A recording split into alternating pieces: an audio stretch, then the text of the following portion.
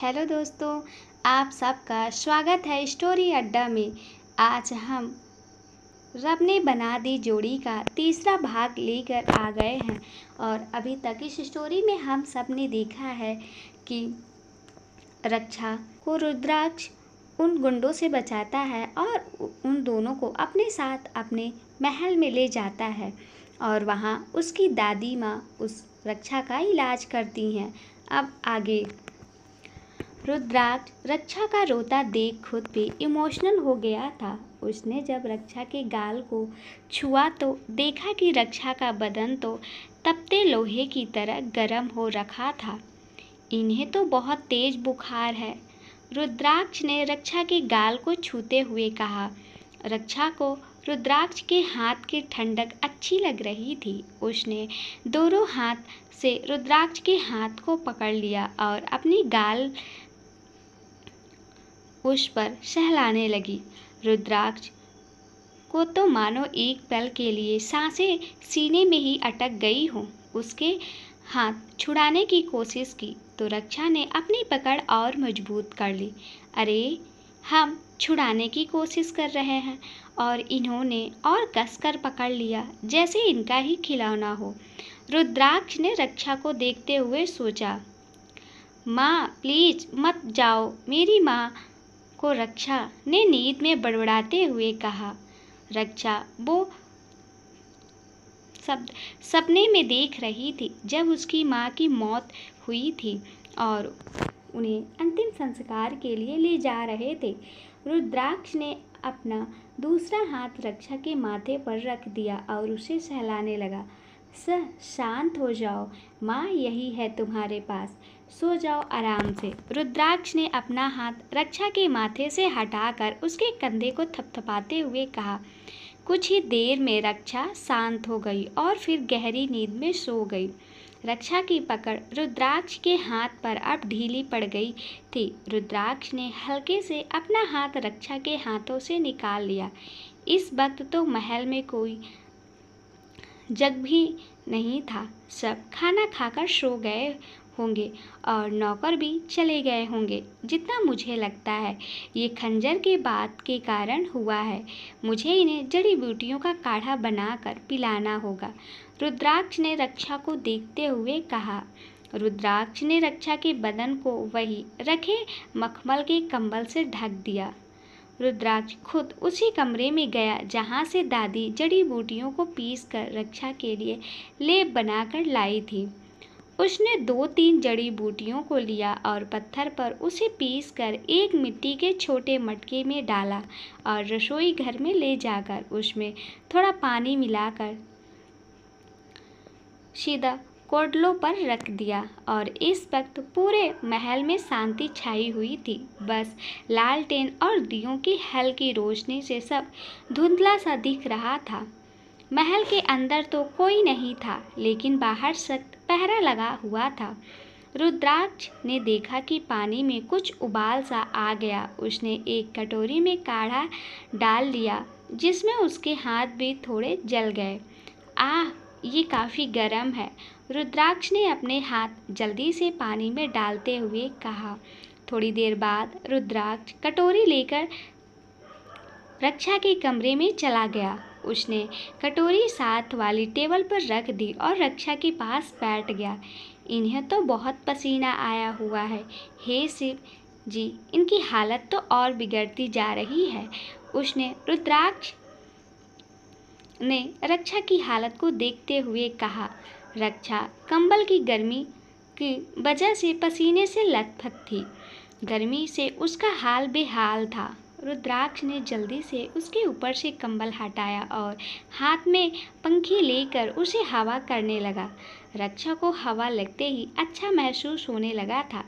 रक्षा इस वक्त मानो नशे की हालत में थी। सोई भी नहीं थे, लेकिन ठीक तरह से होश में भी नहीं थी। ये सब कमजोरी की वजह से हो रहा था। रुद्राक्ष ने पंखी से रक्षा का पसीना तो सुखा दिया था, लेकिन अब वो कांपने लगी थी। रुद्राक्ष ने बड़े ध्यान से रक्षा की गर्दन पर हाथ रखकर उसे थोड़ा ऊंचा किया, फिर कटोरी को खींच कर टेबल पर ही थोड़ा नज़दीक किया। ताकि रक्षा को काढ़ा पिलाने में आसानी हो। रुद्राक्ष ने एक चम्मच में काढ़ा लिया और बड़े ध्यान से उसके होठों के नज़दीक किया। रक्षा थोड़ा होश में थी, इसलिए उसने काढ़ा पी लिया। काढ़ा कड़वा होने की वजह से रक्षा मुंह बना रही थी। पी लो, आप जल्दी ठीक हो जाओगे, रुद्राक्ष ने रक्षा से कहा। रुद्राक्ष ने धीरे धीरे रक्षा को सारा काढ़ा पिला दिया और उसकी गर्दन फिर से तकिए पे रख दी। उसने देखा कि कुछ काढ़ा रक्षा के होठों के किनारे पर अभी भी लगा था और कुछ बहकर गर्दन पर लगा था। रुद्राक्ष ने रक्षा के होठों से काढ़ा हटाने के लिए अपना हाथ उसके होठों के नज़दीक लाया तो पर उसे छूने से पहले ही रुक गया। ऐसे ठीक नहीं होगा, रुद्राक्ष ने हाथ वापस लेते हुए कहा। उसने रक्षा की चुन्नी ली और उससे बड़े प्यार से उसके होठों पर लगे काढ़े को साफ किया, लेकिन किसके गले से बहते काढ़े को साफ करने की हिम्मत उसमें नहीं थी। उसने रक्षा की कमर पर बंधी पट्टी को देखा। ये सब हमारी वजह से हुआ है। हमें अब भी यकीन नहीं हो रहा कि कोई किसी अनजान की जान बचाने के लिए इस तरह अपनी जान दांव पर लगा सकता है। कहीं कोई साजिश नहीं शिवजी, इनका ये मासूम चेहरा, अगर इसमें भी छलावा निकला तो इंसानियत और अच्छाई से भरोसा खो देंगे हम, रुद्राक्ष ने रक्षा को देखते हुए कहा। रुद्राक्ष इतना सोचकर वहां से चले जाने के लिए खड़ा होने लगा, लेकिन रक्षा ने उसका हाथ पकड़ लिया। रक्षा बेहोशी के हालत में ये तो जान नहीं पा रही थी कि उसके पास कौन है, लेकिन उसे उस शक्ति की मौजूदगी में अलग सा सुकून और सुरक्षा महसूस हो रही थी। प्लीज़ गो, रक्षा ने बड़ी मुश्किल से बोलने की कोशिश करते हुए कहा। रुद्राक्ष रक्षा की आवाज़ सुनकर खुद को वहाँ से ले जाना सका। वो वही दोबारा से पलंग पर रक्षा के पास बैठ गया और उसके हाथ को थाम लिया। रक्षा सोते टाइम किसी स्लीपिंग ब्यूटी की तरह लग रही थी। रुद्राक्ष बिना हिले डुले एक ही जगह बैठे हुए रक्षा का हाथ थामे काफ़ी देर उसके पास ही बैठा रहा। हे शिव, आज पहली बार आपसे कुछ मांगने का मन कर रहा है, आपकी ये भक्त। रुद्राक्ष ने अपने ही ख्यालों में रक्षा को देखते हुए मुस्कुराते हुए कहा। अचानक से रुद्राक्ष के चेहरे की मुस्कान गायब हो गई। उसे एहसास हुआ कि उसने क्या कहा है। रुद्राक्ष ने रक्षा का हाथ संभाल कर पलंग पर रख दिया और खड़ा हो गया। रुद्राक्ष बिना एक पल गवाए रक्षा के रूम से बाहर आ गया। हमने ये क्या किया? अपने आराध्य को युग कैसे दुबिया में डाल दिया। माँ हमारे लिए लड़की ढूंढ रही है। अगर हमारा दिल उस लड़की का हुआ तो माँ की आज्ञा का पालन नहीं होगा, और ऐसा हम रुद्राक्ष सिंह ठाकुर कभी नहीं कर सकते। शादी तो हमें उनकी पसंद से ही करनी होगी, चाहे कुछ भी हो। क्षमा करना महादेव, हम अनजाने में आपसे क्या मांग बैठे जो हमारा हो ही नहीं सकता। माँ की बात हम कभी टाल नहीं सकते, चाहे हमें पसंद हो या ना हो। वो हमारे लिए सबसे ऊपर है, आपसे भी। रुद्राक्ष बेचैन दिल से अपने कमरे की तरफ बढ़ते हुए सोच रहा था। ना जाने क्यों ये सब सोचते हुए रुद्राक्ष की आंखें नम हो गई थी। ये ख्याल कि रक्षा उसकी कभी हो नहीं सकती उसके दिल को झंझोड़ रहा था। वो जानता था कि वो रक्षा को पसंद करने लगा था, लेकिन वो अपनी माँ, जो उसके लिए भगवान से भी ऊपर थी, उनकी बात को टाल नहीं सकता था। उसके दिल को ये दर्द शिव शंकर शंभू बलि भांति जान गए थे।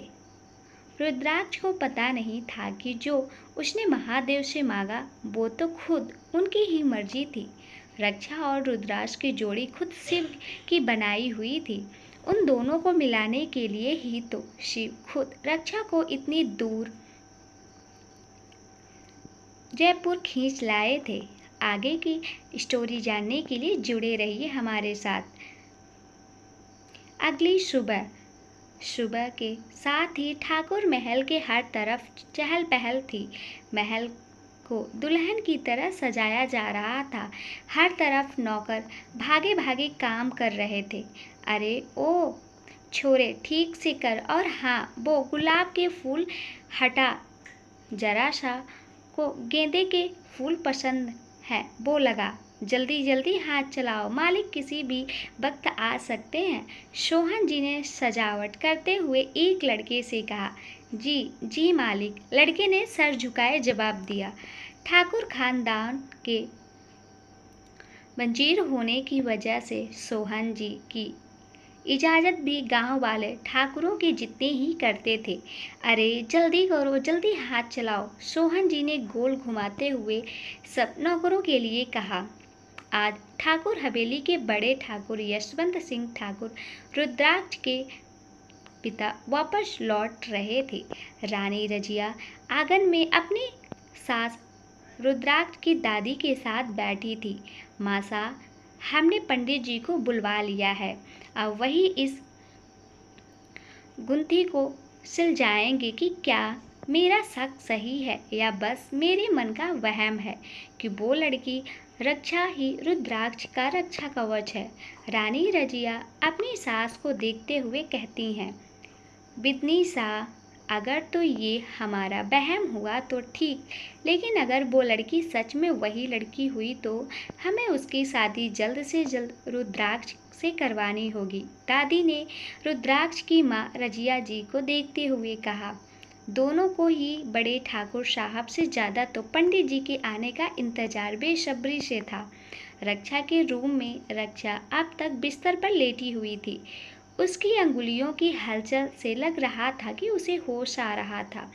लगता है इन्हें होश आ रहा है। रक्षा के पलंग के बगल में खड़ी नौकरानी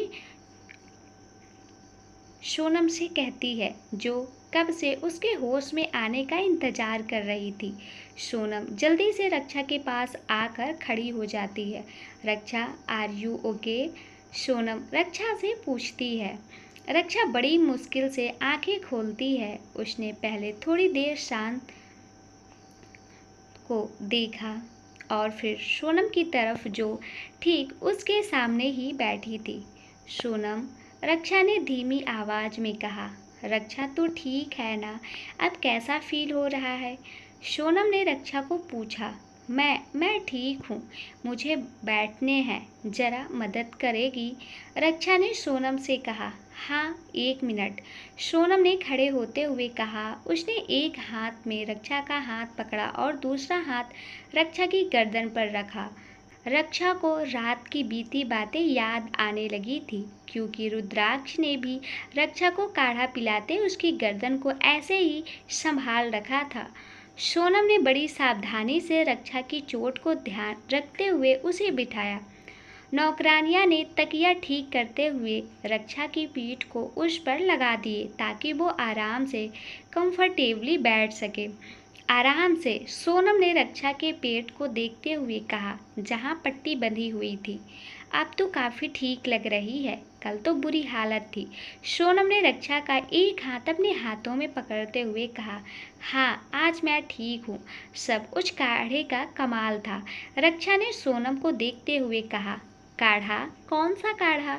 मैं तुम्हें सुलाकर चली गई थी और ये औरतें भी रात को घर चली गई थी, तो फिर तुम्हें काढ़ा कौन पिलाएगा यार?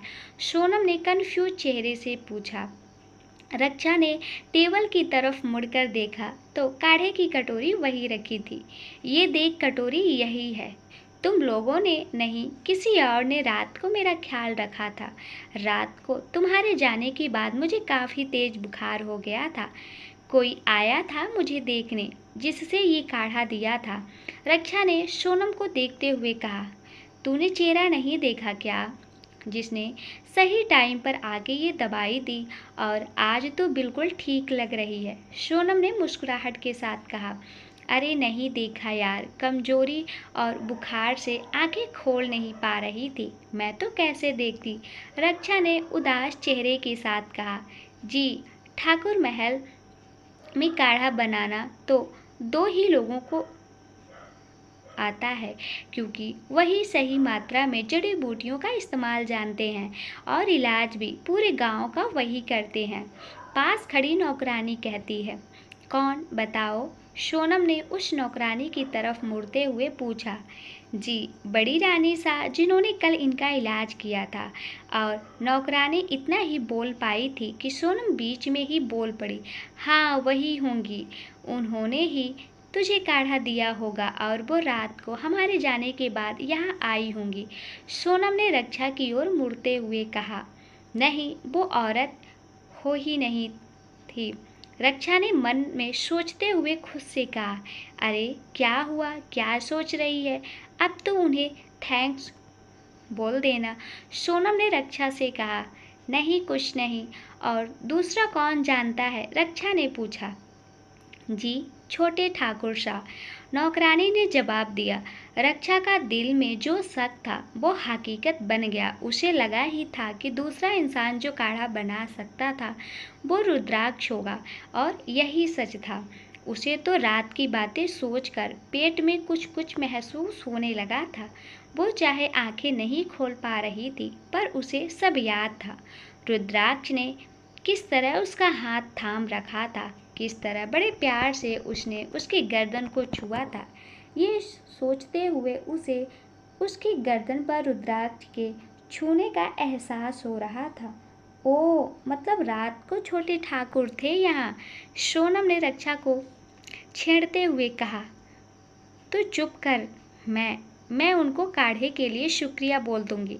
रक्षा ने सोनम से नजरें चुराते हुए कहा। हाँ हाँ, एक थैंक यू तो बनता है। सोनम ने हंसी दबाते हुए रक्षा से कहा।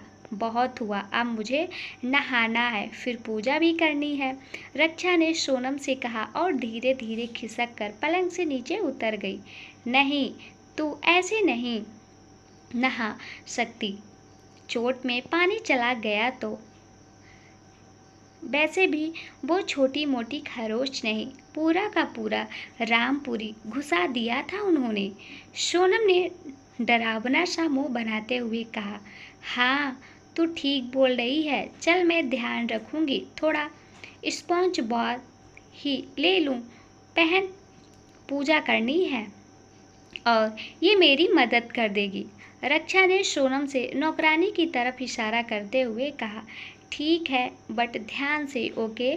सोनम ने रक्षा को अंगुली दिखाते हुए कहा। हाँ बाबा, ठीक है। रक्षा इतना कहकर नौकरानी के साथ चली गई। उसने चोट का ख्याल रखते हुए नहाया और नौकरानी की मदद से सर धो लिया। उनके वॉशरूम भी पुराने महलों की तरह ही थे। रक्षा खूबसूरत पीले रंग के जयपुर लहंगे में और भी खूबसूरत लग रही थी। नौकरानी ने रक्षा के बाल धोए और सुखा दिए। आज तो रक्षा ने जयपुरी गहने भी ट्राई किए थे। उसे बहुत शौक था एक बार वो पहनने का।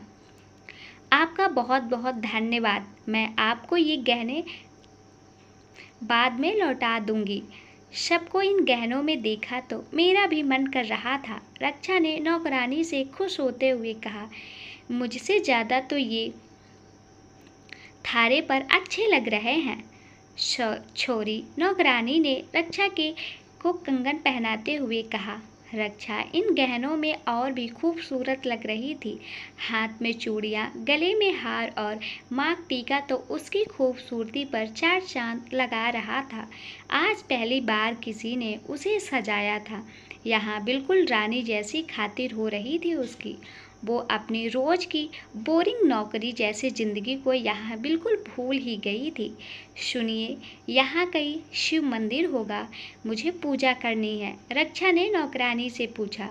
जी, ठाकुर घराने में ही है। अंदर तो देवी माँ का है, लेकिन महल के बाहर आंगन में छोटे ठाकुर ने भगवान शिव का बहुत खूबसूरत मंदिर बनवाया है। वो भी शंकर जी के भक्त हैं। नौकरानी ने रक्षा से कहा। रक्षा का दिल रुद्राक्ष के शिव भगत होने पर काफ़ी खुश हो गया। मुझे ले चलिए प्लीज़, रक्षा ने बड़ी सी स्माइल के साथ कहा। जी, आइए मेरे साथ। नौकरानी ने रक्षा को साथ चलने को कहा। रक्षा नौकरानी के साथ आंगन में आई। महल का आंगन भी छोटा नहीं था, बहुत बड़ा था, जहाँ तरह तरह के पेड़ लगे हुए थे। इस तरह महल के पौधों की तरह नौकरानियां ने रक्षा को रास्ता दिखाते हुए कहा। रक्षा ने हाँ में सर हिलाया और उसके पीछे चलती गई। रक्षा ने जैसे ही मंदिर देखा, उसके चेहरे पर एक बड़ी सी स्माइल आ गई। सुंदर हरे भरे फूल और पौधों के बीच महादेव की बड़ी सी मूर्ति। रक्षा ने देखा कि रुद्राक्ष वहीं बैठे महादेव की मूर्ति के पास रखे शिवलिंग की पूजा कर रहा था। ओम नमः शिवाय, ओम नमः शिवाय। रुद्राक्ष पूजा करते हुए जॉब कर रहा था। रुद्राक्ष को देखकर रक्षा के दिल में अलग सी खुशी हो रही थी। रक्षा धीरे धीरे उसकी तरफ बढ़ने लगी। उसने देखा उसके साथ एक नौकर हाथ में फूल और एक फूलों की माला की थाली लेकर रुद्राक्ष की तरफ जा रहा था। सुनिए, रुकिए, रक्षा ने उस आदमी को रोकते हुए कहा। जी, आदमी ने रक्षा से पूछा। आप ये थाली मुझे दे दो, मैं उन्हें दे दूंगी, रक्षा ने उस आदमी से कहा। लेकिन आदमी ने इतना ही कहा था कि नौकरानी बीच में बोल पड़ी। ये जैसा कह रही हैं वैसा ही करो, ये हमारे खास मेहमान हैं। अगर रानी सा को पता चला थाने इनकी बात नहीं सुनी तो। था को पता नहीं रानी सा का गुस्सा। रक्षा के साथ रहने वाली नौकरानी ने उस आदमी को डराते हुए कहा। जी नहीं, रानी सा से कुछ नहीं कहिएगा, ये लीजिए। आदमी ने डर के मारे फूल की थाल रक्षा को थमा दी और वहां से चला गया। रक्षा ने मुस्कुराते हुए नौकरानी को देखा। आप जाइए, नौकरानी ने मुस्कुराते हुए कहा। रक्षा भी हाँ में सर हिलाकर मटकती हुई पैर झंझकाती हुई रुद्राक्ष की तरफ मुस्कुराते हुए चली गई। रक्षा जैसे जैसे रुद्राक्ष के पास जा रही थी, वैसे वैसे उसके दिल की धड़कनें बढ़ रही थी। रक्षा रुद्राक्ष के नज़दीक पहुंच ही गई थी कि उसका पैर फर्श पर गिरे पानी पर फिसल गया। आह महादेव! गिरते हुए रक्षा के मुंह से चीख निकल गई। उसके हाथों से फूलों की थाल ऊपर की तरफ उछल गई। रुद्राक्ष जो ही महादेव की मूर्ति पर गुलाब चढ़ाने के लिए खड़ा हुआ था, रक्षा की चीख सुनकर अचानक मुड़ गया। रक्षा को गिरते देख उसकी आंखें बड़ी हो गई और वो जल्दी से उसकी तरफ भागा। महादेव का शुक्र था कि रुद्राक्ष ने रक्षा को गिरने से पहले ही थाम लिया। रक्षा की आंखें डर के मारे बंद हो गई। रुद्राक्ष की आंखें रक्षा को देखते ही फिर उस पर एक रुक गई। थाल के सारे फूल उन दोनों पर बरस गए और फूलों की माला भी रुद्राक्ष के गले से होते हुए रक्षा के गले में आ गई। दोनों एक ही माला में थे, जैसे महादेव की साक्षी में उनकी जयमाला हो गई थी। रुद्राक्ष बिना पलक झपकाए रक्षा को देख रहा था। उसके एक हाथ में रक्षा की कमर थी और दूसरे हाथ में गुलाब की कटोरी, जिससे गुलाब अब फर्श पर गिर गया था। रक्षा ने धीरे से अपनी आंखें खोली तो पाया कि रुद्राक्ष ने उसे गिरने से बचा लिया था। उसके हाथ रुद्राक्ष के कंधों पर थे। वो दोनों कुछ देर के लिए एक दूसरे की आंखों में ही खो गए थे। उनके दिल मानो हर धड़कन में एक दूसरे का नाम पुकार रहे थे।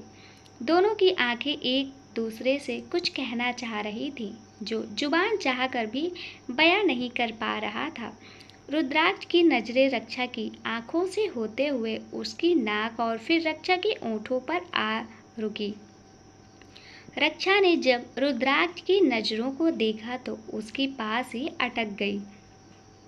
उसकी सांस ही अटक गई। रक्षा ने जल्दी से अपने पैर फर्श पर टिकाए और सीधा खड़ा होने की कोशिश करने लगी। रुद्राक्ष को एहसास हुआ कि वो क्या कर रहा है। ओह सॉरी, रुद्राक्ष ने रक्षा को छोड़ते हुए कहा। रक्षा ने रुद्राक्ष की तरफ देखा तो वो नजरें झुकाए खड़ा था। बॉडी तो सलमान खान जैसी। रक्षा ने रुद्राक्ष के मसल्स और एब्स को देखते हुए सोचा। रुद्राक्ष पूजा अक्सर सिर्फ धोती में ही करता था। अरे चुप कर, रक्षा ये क्या सोच रही है। सॉरी महादेव, आपके आगे खड़े होकर मैं लड़का ताड़ रही हूँ। सॉरी, हाँ बुरा नहीं मानना। ओम नमः शिवाय। ओम नमः शिवाय। अब मैं चलती हूँ। रक्षा महादेव की मूर्ति की तरफ देखते हुए बेचारा सा चेहरा बनाए उनसे बातें कर रही वहाँ से वैसे ही मुड़कर महल की तरफ चली गई। रुद्राक्ष ने नीचे देखा तो उसके हाथ से गिरा गुलाब फर्श पर पानी से मिलकर थोड़ा गीला हो गया था। रुद्राक्ष के पैरों में लाल रंग चिपक गया था, जो वहाँ जहाँ वो चल रही थी वहाँ उसके पैर की छाप लगे जा रही थी। पंडित जी जो कि बस अभी आए थे, रक्षा और उसके पैरों के निशानों को देखते आ रहे थे। ये लड़की कौन है? पंडित जी ने सोहन जी से पूछा। जी, हमारे छोटे ठाकुर शाह की जान इन्होंने ही बचाई थी। सोहन जी ने पंडित जी से कहा। ओ, कुछ तो है इस लड़की में, पंडित जी ने रक्षा को देखते हुए कहा। क्या पंडित जी जान पाएंगे रक्षा और रुद्राक्ष के बीच इस कनेक्शन को, और कैसे होगी रुद्राक्ष और रक्षा की शादी? रक्षा तो मंद मंद मुस्कुराती हुई महल के अंदर की तरफ बढ़ी ही रही थी। पंडित जी जो कि अभी आए ही थे रक्षा को घूर कर देख रहे थे, और उसके पैरों की छाप को वो भी, जो ठाकुर हवेली में लगे हुए थे, जैसी नई दुल्हन के हों। सोहन जी के बताने के बाद कि रक्षा ने रुद्राक्ष की जान बचाई है, उनकी दिलचस्पी रक्षा में और बढ़ गई थी। पंडित जी जो अब महल के मेन दरवाजे से अंदर आए थे, अभी तक रक्षा के कदमों के निशान को ही देखे जा रहे थे। राम राम पंडित जी, आइए इस तरफ पधारिए। रानी रजिया पंडित जी से अंदर आने को कहती हैं। रानी रजिया पंडित जी के साथ ड्राइंग रूम में बैठ जाती हैं। लकड़ी से बने आलीशान सोफे थे। पंडित जी और रानी रजिया उन्हीं लकड़ी की कढ़ाई के सोफे पर बैठे थे। रानी रजिया सिंहासन जैसी बड़ी सिंगल कुर्सी पर बैठी थीं, पर पंडित जी कुछ छोटी सी सीटर सोफा पर, जो कि कम खूबसूरत नहीं थी। ठाकुर हवेली की हर चीज़ खूबसूरत और एक्सपेंसिव थी। पंडित जी, आप तो जानते हैं हम कितने सालों से रुद्राक्ष के लिए वो लड़की ढूंढने की कोशिश कर रहे हैं, जो कि उसकी कुंडली के प्राणघाती दोष को मिटा सके, पर अभी तक हमें वो लड़की ढूंढ नहीं पाए। लेकिन पंडित जी, हमें एक लड़की पर शक है, रानी रजिया पंडित जी से कहती हैं। वही ना रानी साहब, जिसने छोटे ठाकुर की जान बचाई है। मारे को भी कुछ शक हो रहा है। मारे को उस लड़की की कुंडली चाहिए, नहीं तो वो लड़की खुद, मैं हाथ की रेखाओं से सब जान लूँगा। आप यहाँ बुलाओ, उसने पंडित जी ने रानी रजिया से कहा। जी पंडित जी, हम अभी उसी लड़की को बुलवाते हैं। रानी रजिया इतना कहकर ताली बजाती हैं। उसी वक्त वहाँ एक नौकरानी दौड़ते हुए आती है। हुकुम रानी साहब। नौकरानी सर झुकाए रानी रजिया से पूछती है। वो छोरी जिसने रुद्राक्ष की जान बचाई थी, जाओ उसे बुला लाओ, रानी रजिया ने नौकरानी को आदेश देते हुए कहा। नौकरानी सुनते ही उल्टे पैर वैसे ही सर झुकाए वहाँ से चली गई। रानी सा, रुद्राक्ष की कुंडली का दोष प्राणघाती है और वो और प्रबल होता जा रहा है। जितनी जल्दी हो सके हमें उसके फेरे उस योग्य लड़की से कराने होंगे, ये बहुत ज़रूरी है। छोटे ठाकुर के 25 साल के होने में 3 दिन है, जिस वजह से दोष बढ़ता जा रहा है। पंडित जी ने परेशान चेहरे से रानी रजिया से कहा। मेरे बेटे को बचा लीजिए पंडित जी, रानी रजिया घबराहट के साथ कहती हैं। मैंने तो उपाय बता दिया है, बस देर है तो उस मुताबिक लड़की मिलने की, पंडित जी ने रानी रजिया जी से कहा। एक नौकरानी रक्षा के पीछे दौड़ती हुई आई। सुनिए, नौकरानी ने रक्षा को आवाज़ लगाते हुए कहा। रक्षा ने जब आवाज़ सुनी तो उसके पीछे मुड़कर देखा। जी, रक्षा ने जवाब दिया। नौकरानी हाँफती हुई रक्षा के पास आकर खड़ी हो गई। जी, आपको रानी शाह ने बुलवाया है, नौकरानी ने हाँफते हुए कहा। अच्छा, कहाँ है वो? मुझे ले चलिए, रक्षा ने नौकरानी से कहा। जी, आइए इस तरफ, नौकरानी ने रक्षा को रास्ता दिखाते हुए कहा। रक्षा नौकरानी के पीछे पीछे उस कमरे में आ गई जहाँ पंडित जी और रानी रजिया उसका इंतजार कर रहे थे। जी आंटी जी, आपने मुझे बुलाया? रक्षा ने रानी रजिया को देखते हुए कहा। जी हाँ, आइए बेटा, यहाँ हमारे पास आकर बैठिए। पंडित जी आपसे मिलना चाहते थे। रानी रजिया ने अपनी पास रखी कुर्सी की तरफ हाथ करते हुए रक्षा को अपने पास बैठने को कहा। प्रणाम पंडित जी। रक्षा ने हाथ जोड़कर पंडित जी से कहा। खुश रहो बेटी, हमने सुना आपने छोटे ठाकुर की जान बचाई। ये सुनकर मारे को आपको देखने की इच्छा हुई।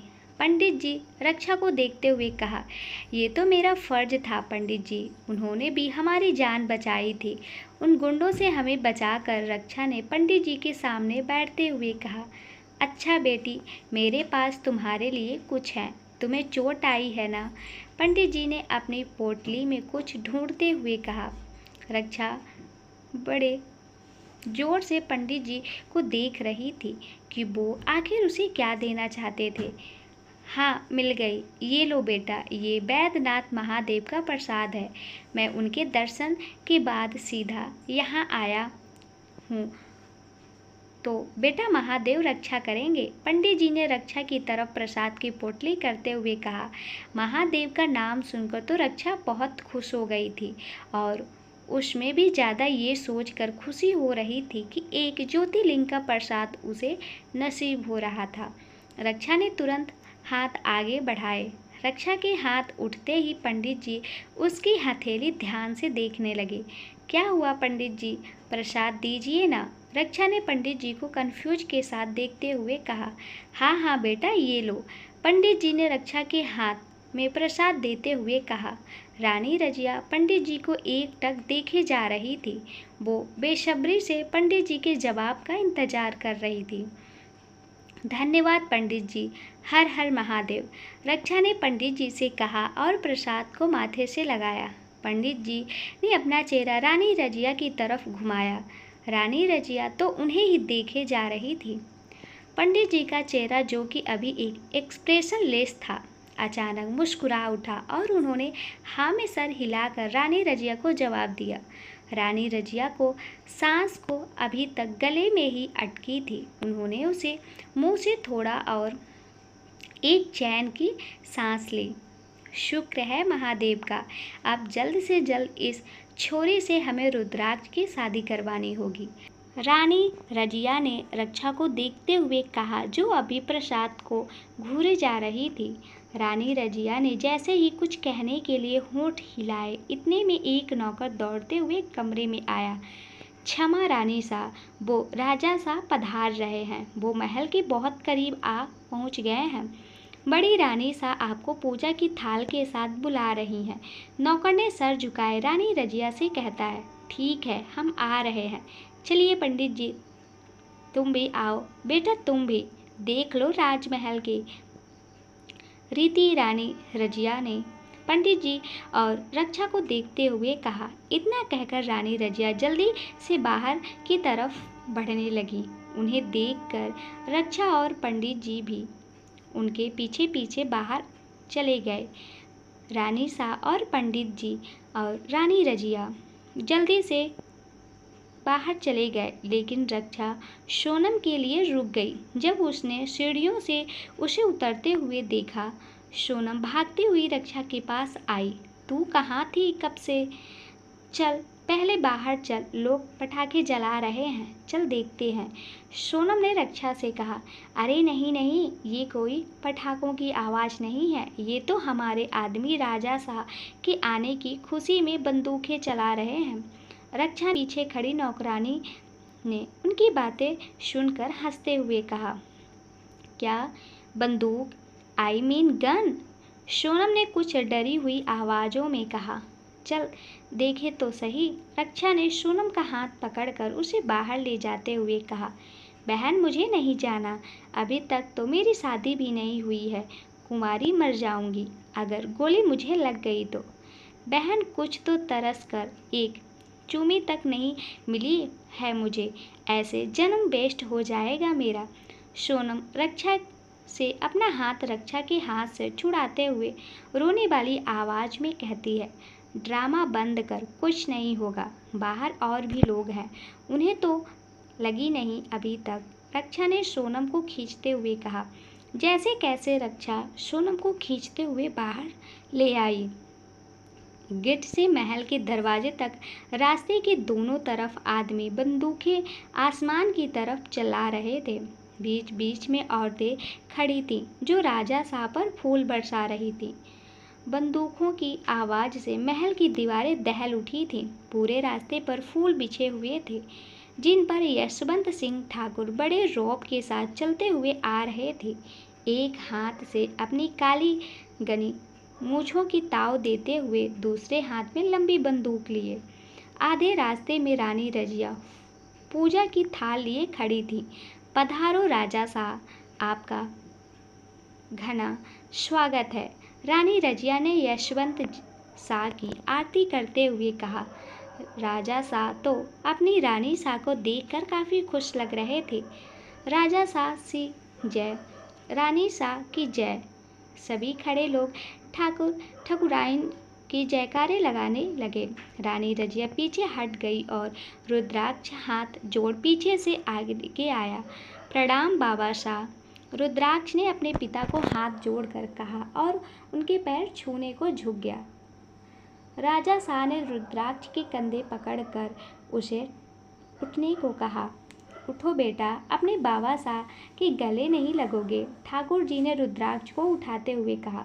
रुद्राक्ष खड़ा हो गया और राजा शाह के गले लग गया। सभी बहुत खुश थे। रक्षा भी सबको खुश देखकर काफ़ी खुश थी। रक्षा की नज़र अचानक पेड़ पर चढ़े आदमी पर गई जो राजा शाह पर घात लगाए बैठा था। रक्षा उसे देखकर घबरा गई। सुनिए, हटिए, रक्षा ने चिल्लाते हुए कहा। सोनम और नौकरानी ने रक्षा की तरफ देखा, लेकिन इससे पहले कुछ पूछ पाते रक्षा रुद्राक्ष की तरफ भाग गई। हटिए, रक्षा ने फिर चिल्लाया, लेकिन बंदूकों और जयकारे की आवाज़ में रक्षा की आवाज़ दब गई थी। रक्षा भागती हुई आई और उसने रानी रजिया के साइड से निकलकर रुद्राक्ष और राजा शाह के पीछे को धक्का दे दिया। रक्षा खुद भी आगे की तरफ गिर गई। इतने में गोली वहां से गुजरती हुई दूसरी तरफ पेड़ पर लगी। रानी रजिया के हाथ से पूजा की थाल अचानक से छूटकर जमीन पर गिर गई। सभी मुड़कर उस पेड़ की तरफ देखने लगे जहां से गोली चली थी। ये पकड़ो, उसे भाग न पाए, एक आदमी ने गोली चलाते वाले आदमी को भागते हुए देखते हुए कहा। रुद्राक्ष ने रक्षा की तरफ देखा जो उसके बहुत करीब थी। रक्षा के बाल रुद्राक्ष के चेहरे पर आ रहे थे। रक्षा ने धीरे से हाथ से उसके बाल हटा दिए। वो दोनों तो भूल ही गए कि आसपास के लोग उन्हें देख रहे थे। आप ठीक तो हैं? उठाए, रानी रजिया ने राजा शाह का हाथ पकड़ते हुए कहा। उनकी आवाज़ सुनकर रुद्राक्ष और रक्षा उनकी तरफ देखने लगे। रक्षा जल्दी से रुद्राक्ष से के पास से खड़ी हुई। रुद्राक्ष ने भी करवट ली और जल्द से घुटनों पर बैठकर अपने बाबा शाह को खड़े होने में मदद की। मुझे माफ़ कर दीजिए, मैंने आपको धक्का दिया, पर मैं भी क्या करती, जल्दी जल्दी से मुझे और कुछ नहीं समझ आया, मुझे माफ़ कर दीजिए। रक्षा ने हाथ जोड़कर ठाकुर शाह से माफ़ी मांगते हुए कहा।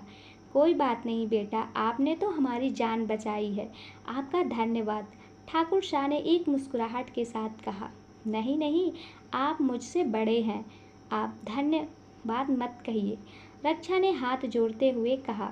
धन्यवाद तो बहुत छोटा शब्द है बेटा, मैं कैसे तुम्हारा आभार प्रकट करूं। एक बार फिर आपने फिर मेरे परिवार की जान बचाई। रानी रजिया ने रक्षा को देखते हुए कहा। एक बार फिर मेरी जान बचाने के लिए धन्यवाद, रुद्राक्ष ने रक्षा से कहा। उसकी आंखों में रक्षा के लिए प्यार साफ झलक रहा था। रक्षा ने एक स्माइल के साथ नजरें झुका ली। वो रुद्राक्ष की आंखों में देख नहीं पा रही थी। उसकी धड़कन फिर बढ़ गई थी। छोड़ो छोड़ो मुझे, एक आदमी खुद को छुड़ाने की कोशिश करते हुए बोल रहा था, जिससे दो आदमियों ने दोनों बाजुओं से कसकर पकड़ रखा था। सबका ध्यान उस आदमी की तरफ चला गया। यही है वो आदमी जिसने आप पर गोली चलाई थी हुकुम। एक आदमी उस आदमी को घुटनों पर बिठाते हुए राजा से कहा, क्यों, किसने भेजा था थारे को? राजा शाह ने गुस्से से कहा, नहीं बताऊंगा, चाहे माहिरी जान ले लो। आदमी ने दांत पीसते हुए कहा, अच्छा तो ठीक है, गोलियों से चलनी कर दो इसे। राजा शाह ने गुस्से से कहा। राजा शाह के एक इशारे पर उस आदमी पर हर तरफ से गोलियों की बौछार हो गई। उसकी आंखें गोलियों की आवाज़ में दब रह गई। अपनी आंखों के सामने फर्श पर इतना खून देखकर सोनम और रक्षा डर के मारे सहम गए। क्या ठाकुरों को ये रूप देखने के बाद भी रक्षा रुद्राक्ष से शादी करने को होगी राजी? जानने के लिए जुड़े रहिए। तो दोस्तों, हमारी स्टोरी अगर आपको अच्छी लगी हो तो वीडियो को लाइक और चैनल को सब्सक्राइब ज़रूर करें। थैंक यू दोस्तों।